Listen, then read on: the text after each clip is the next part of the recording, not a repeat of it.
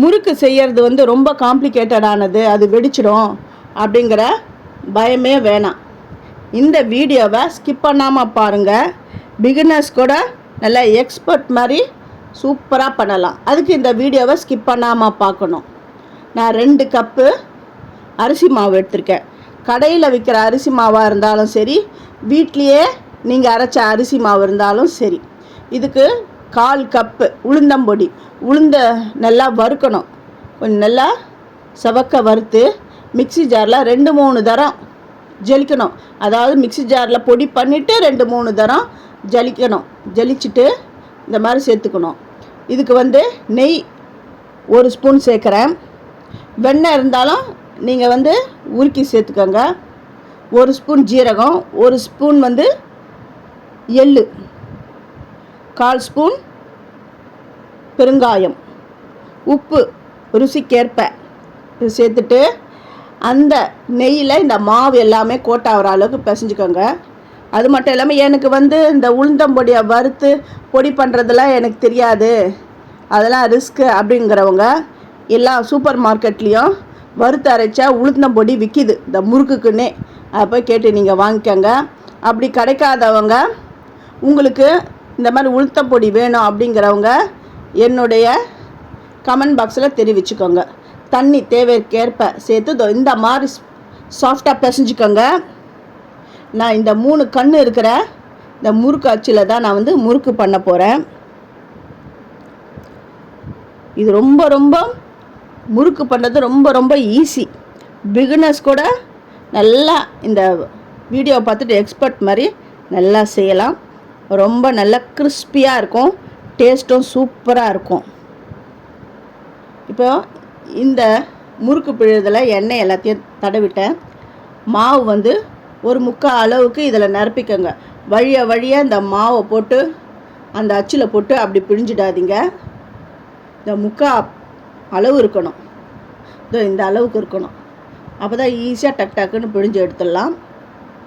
நீங்கள் ஒரு ஜல்லி கரண்டியோ இல்லை ஒரு தட்டு அடியோ எடுத்து வச்சு அந்த தட்டில் அடிப்பக்கத்தில் கூட இப்படி சுற்றிக்கலாம். இது வந்து இந்த முறுக்குக்குன்னே வாங்கின தட்டு. இது கை முறுக்கு தட்டு. இது வந்து எல்லா பாத்திர கடையிலையும் கிடைக்குது. இது கை முறுக்கு சுற்றுறதுக்கு யூஸ் பண்ணுற தட்டு. இது எண்ணெய் அடுப்பில் வச்சுட்டேன். எண்ணெய் காஞ்சிட்டு தானே ஒரு சின்ன பிட்டு மாவு எடுத்து நான் போட்டு பார்க்குறேன். எண்ணெய் காஞ்சிடுது. இப்போ பிழிஞ்சு வச்சுருக்கிற அந்த முறுக்கெல்லாம் எடுத்து இந்த கடாயில் சேர்க்குறேன். இந்த கடாயில் அது கொள்கிற அளவு, அந்த முறுக்கு எந்த அளவுக்கு பிடிக்குதோ அந்த அளவுக்கு தான் நான் சேர்க்குறேன். நான் 3 முறுக்கு இப்படி சேர்க்குறேன். இது ரொம்ப ரொம்ப ஈஸி. முறுக்கு சாப்பிட்ணுன்னு ரொம்ப ஆசையாக இருக்கும். நீங்கள் போய் கடையில் வாங்கினீங்கன்னா அந்த கடையில் வந்து அந்த முறுக்கு வந்து சோடா மாவு சேர்ப்பாங்க. அந்த கிறிஸ்பினஸ்க்கு சோடா மாவு சேர்ப்பாங்க. அது எப்போ செஞ்சதுன்னு தெரியாது. அதுவும் இல்லாமல் எந்த எண்ணெயில் செஞ்சாங்கன்னு தெரியாது. அதனால் வீட்லேயே நான் எல்லா கடையும் சொல்லலை, ஒரு சில கடைகள் அந்த மாதிரி செய்கிறாங்க. நீங்கள் வீட்லேயே இந்த மாதிரி செஞ்சுக்கோங்க, செஞ்சு சாப்பிடுங்க.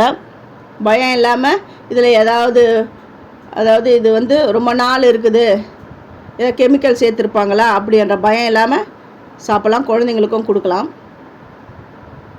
அந்த பபிள்ஸ் அடங்கின உடனே எடுத்துடணும். எடுத்துட்டு அப்புறம் இப்போ நான் செகண்ட் பேட்ச் போடுறேன்.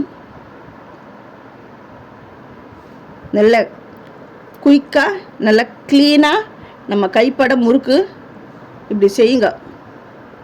இந்த மாதிரி செஞ்சுட்டு எப்படி இருந்ததுன்னு எனக்கு கமெண்ட் பண்ணுங்கள். ஃபஸ்ட்டு என்னுடைய வீடியோவை பார்க்குறவங்க சப்ஸ்கிரைப் பண்ணலைன்னா சப்ஸ்கிரைப் பண்ணுங்கள். ஆல் என்ற ஆப்ஷனை தொடுங்க. அப்போ தான் நான் போகிற ஒரு வீடியோவுடைய நோட்டிஃபிகேஷனை உங்களுக்கு காட்டும். உங்களுக்கும் யூஸ்ஃபுல்லாக இருக்கும். இதை பாருங்கள், இந்த மாதிரி பபுள்ஸ்லாம் அடங்கிடுது. இப்போ நான் இதை எடுத்துகிட்டு அடுத்த பேட்சும் நான் போடுறேன். இதேமாரி எல்லா முறுக்கையும் நான் போட்டுட்டு எல்லாத்தையும் நான் எடுத்து உங்களுக்கு காட்டுறேன். டிஸ்பிளேயில் காட்டுறேன் எப்படி இருக்குதுன்னு பாருங்கள். இது பாருங்கள் எப்படி இருக்குது பாருங்கள். எவ்வளோ க்ரன்ச்சியாக எப்படி இருக்குது பாருங்கள். நல்லா சூப்பரான முறுக்கு ரெடி ஆகிடுது. தேங்க்யூ.